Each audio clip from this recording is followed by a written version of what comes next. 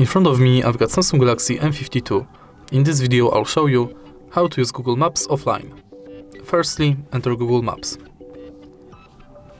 Tap button in the right corner and tap on Offline Maps. Now select your own map and adjust the area you want to download. For example, here.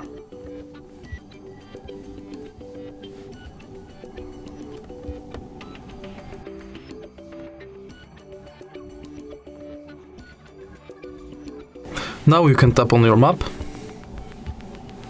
turn off Wi-Fi and navigate offline in this area.